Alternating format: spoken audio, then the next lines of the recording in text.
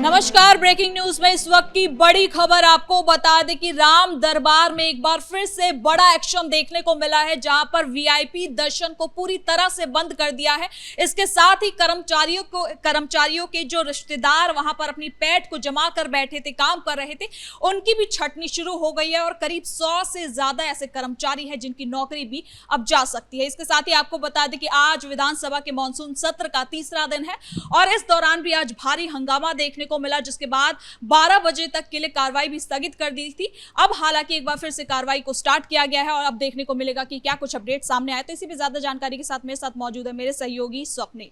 तो सबसे पहले आपसे बात करते हैं राम मंदिर को लेकर, तो क्या कुछ अपडेट सामने आया, क्योंकि सबसे पहले यह भी खबर आ रही है कि वीआईपी दर्शन को पूरी तरह से बंद कर दिया गया है। देखिए, जानकारी जो हमें मिल रही है सूत्रों के हवाले से, वो साफ तौर पर यह है कि राम मंदिर में जिस तरीके से डैमेज हुआ, चंदा चोरी को लेकर आस्था पर जो वार हुआ, जो कुठाराघात हुआ, उसको लेकर अब डैमेज कंट्रोल किया जाएगा। आपको साफ तौर पर दिखाई देगा कि ट्रस्ट जो है वो आपको एक्टिव फोन में दिखेगा। इसकी बड़ी खबर जिस तरीके से आपने अपने इंट्रोडक्शन में बताया, मैं यहाँ पर दर्शकों को विस्तार से ये बताना चाहूंगा कि जो ट्रस्ट के अंतरिम महासचिव है कृष्ण मोहन, उन्होंने ये एक तरीके से पर्सनल लेवल पर इसको लिया है और वो जाकर हर काउंटर पर जा रहे हैं, हर विभाग में वो जा रहे हैं मंदिर परिसर के भीतर, और वहां पर वो इस बात को देख रहे हैं कि भाई कौन सा वो व्यक्ति है जो किसी भी अंदर के व्यक्ति के रिश्तेदार के प्रभाव से आया या किस तरीके से आया। जैसे आपने मसलन देखा होगा कि टिन्नू यादव ने अपने भतीजे को उसमें भर्ती करा दिया था और वो भी जेल में बंद है।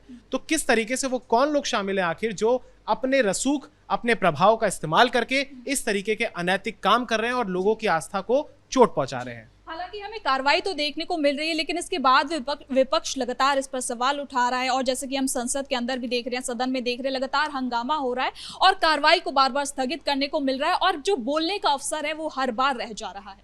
देखिए, जाहिर तौर पर एक लोकतंत्र में विपक्ष की भूमिका होती है सरकार की अकाउंटेबिलिटी तय करने की भी, और साथ ही ये भी तय करने की, सुनिश्चित करने की कि भाई अगर सरकार तैयार है जवाब देने के लिए तो आप जवाब क्यों नहीं ले रहे हैं। आप देखिए कि दिल्ली हो या लखनऊ, दोनों जगह, एक जगह संसद का सत्र चल रहा है, एक जगह विधानसभा का सत्र चल रहा है, दोनों ही जगह आपको साफ तौर पर दिखाई देगा कि विपक्ष केवल होर्डिंग लेकर, बैनर लेकर, पोस्टर लेकर खड़ा है, लेकिन वो जो सरकार चाहती है कि चर्चा के लिए वो तैयार है। मुख्यमंत्री योगी आदित्यनाथ ने भी साफ तौर पर कहा कि भाई हम हर प्रकार के प्रश्न लेने के लिए तैयार हैं, हर मुद्दे पर बात करने के लिए तैयार है, लेकिन विपक्ष तैयार नहीं है। और मैं एक चीज और इसमें ऐड ऑन करना चाहूंगा कि संसद के भीतर आपने देखा कि किस तरीके से, संसद के बाहर माफ कीजिएगा, कि लगातार बैनर और पोस्टर लेकर वो आ रहे हैं, अमित शाह से जवाब मांग रहे हैं, लेकिन संसद के भीतर वो चर्चा नहीं चाहते।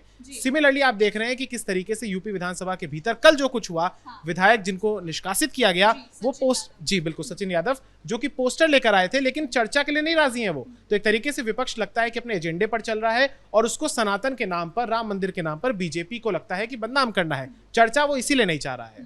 जब सचिन यादव को भी विधानसभा से बाहर कर दिया गया है पूरे सत्र के लिए, तो वो ये कह रहे हैं कि उन्हें बोलने की आजादी नहीं दी जा रही है। खासकर अगर अखिलेश यादव की बात करें तो वो इस पर सवाल उठा रहे हैं और कह रहे हैं कि अभिव्यक्ति की आजादी को छीना जा रहा है और वो उस पे वो कहीं ना कहीं सवालिया घेरे में है।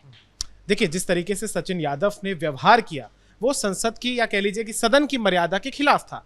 सदन में जब आप भीतर मौजूद होते हैं किसी भी सदन में, तो उसकी कुछ गरिमा होती है, कुछ प्रोटोकॉल्स होते हैं, और जो चीजें अध्यक्ष यानी कि स्पीकर महोदय जो हैं वो अगर तैयार कर रहे हैं, जो कई दशकों से चला आ रहा है, आप उसके खिलाफ नहीं जा सकते। और जाहिर सी बात है, अगर आपको राम मंदिर पर चर्चा करनी है तो आप करिए, कोई मना नहीं कर रहा, सरकार भी चाहती है कि चर्चा हो, लेकिन अगर इस तरीके से लगातार नारेबाजी की जाएगी, इस तरीके से लगातार हो हल्ला मचाया जाएगा, तो ये कहां तक जायज है। और एक चीज और, मुख्यमंत्री योगी आदित्यनाथ ने भी, आपने देखा कि किस तरीके से बयान दिया उन्होंने बाहर, कि उन्होंने कहा कि जो लोग राम भक्तों पर गोलियां चलवाते थे वो आज राम भक्तों के हिमायती बन रहे हैं। ये वही लोग हैं जो लगातार आपको दिखाई देगा कि सनातन का विरोध करते हैं, मंदिर अगर बनाए तो उसको किसी पार्टी या किसी संगठन का मंदिर कह देते हैं, और आज ये सबसे बड़े हिमायती, सबसे बड़े पक्षकार बन रहे हैं। तो इसी को एक्सपोज किया जा रहा है।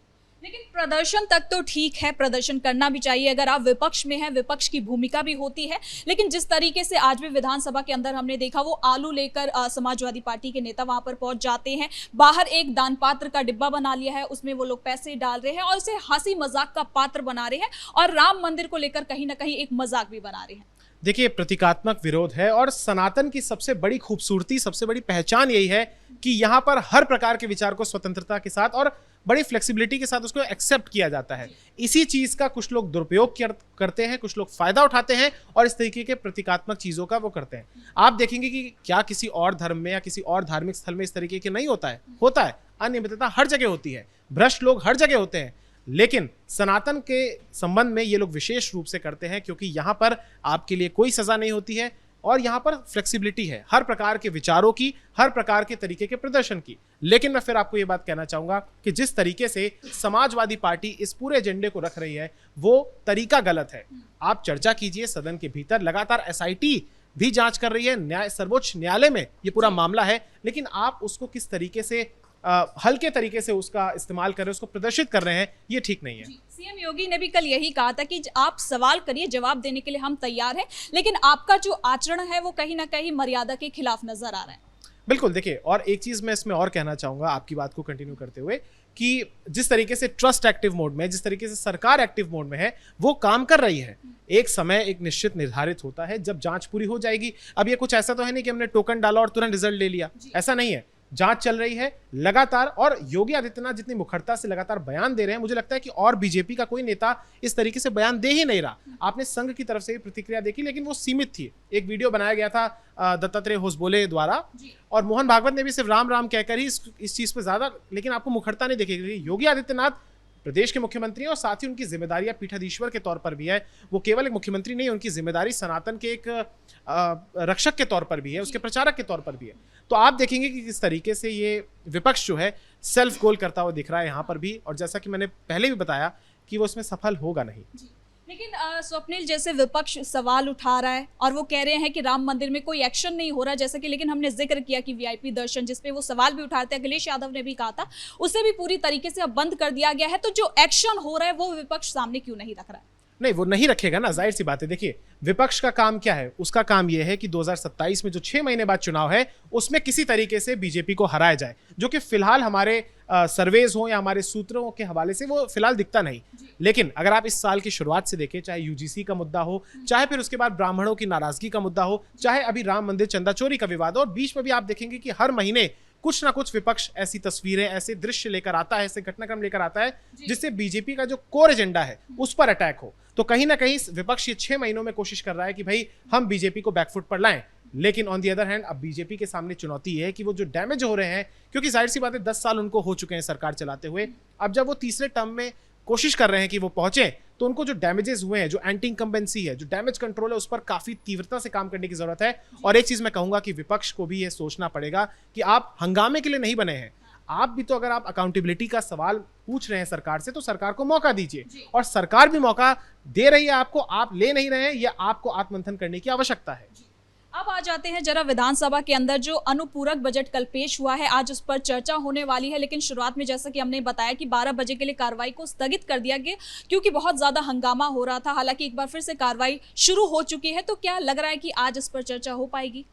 देखिए, चर्चा तो होगी, क्योंकि सतीश महाना जो है यूपी विधानसभा के अध्यक्ष, वो एक सौम्य व्यवहार के हैं। हालांकि सख्ती वो दिखाते हैं, लेकिन वो संतुलन भी स्थापित करते हैं। और यूपी विधानसभा की चर्चा मैंने अपने मन से मानता हूं, और ये मेरा आकलन है कि इस देश में अगर सबसे अच्छी विधानसभा चर्चाओं में से कहीं होती है तो उसमें एक यूपी विधानसभा है। तो जहां तक मुझे उम्मीद है कि चर्चा हो जाएगी।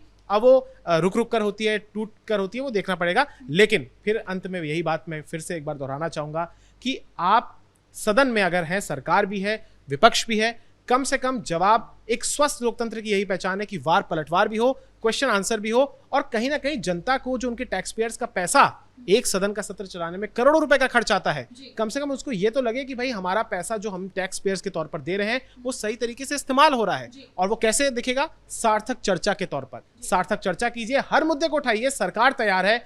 विपक्ष को सोचना पड़ेगा कि भाई हम किस तरीके से सरकार को लाएं कटघरे में। बहुत बहुत धन्यवाद स्वप्निल आपका इन तमाम जानकारियों के लिए। तो कुल मिलाकर आपको बता दें कि आज विधानसभा सत्र का तीसरा दिन है और इस दौरान भी भारी हंगामा देखने को मिल रहा है। विपक्ष जमकर बवाल काट रहा है, जिसके बाद कार्रवाई को 12 बजे के लिए स्थगित भी कर दिया गया था।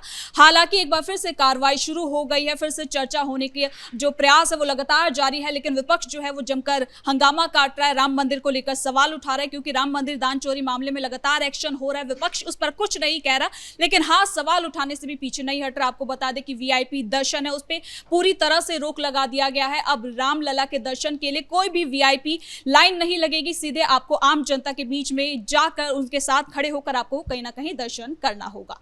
तो फिलहाल के लिए ब्रेकिंग न्यूज में इतना ही। कैमरा पर्सन अशोक भारद्वाज के साथ मैं सृष्टि शाह।